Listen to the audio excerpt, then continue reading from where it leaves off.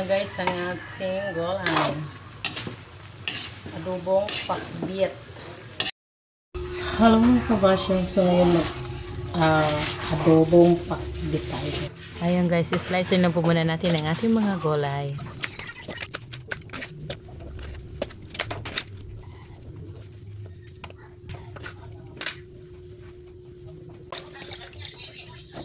Ayan guys, ready na ang ating gulay. Pinaghalo-halo ko lang siya. Manipis naman ang ating kalabasa eh. Ayan. And then, ready na ang ating baboy. And then, taba, bawang, sibuyas. Ayan guys.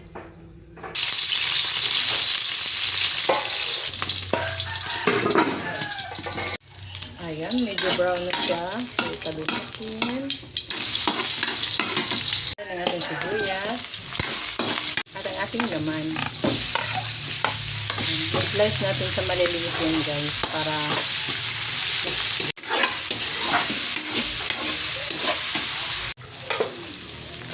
medyo brown na siya guys. So, isunod na natin ang ating gulay. Okay. Sinabay-sabay ko na lang yun siya guys.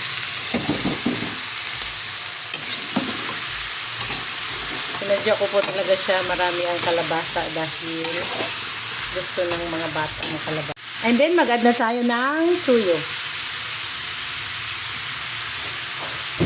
Kasi ayaw ng mga bata yung may bagoong na pakbit.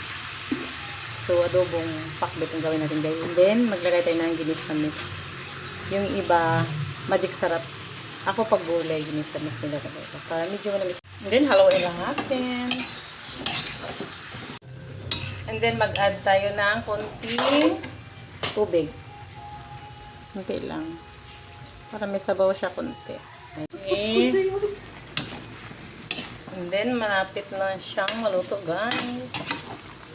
Ilagay na natin ang ating palaya dahil malambot na po ang ating kalabasa. Masarap po ang ampalaya pag hapko.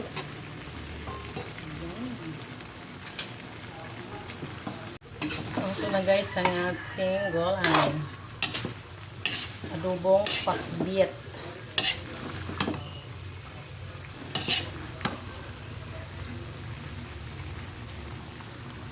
At yun lang guys. Salamat sa panonood. Bye-bye!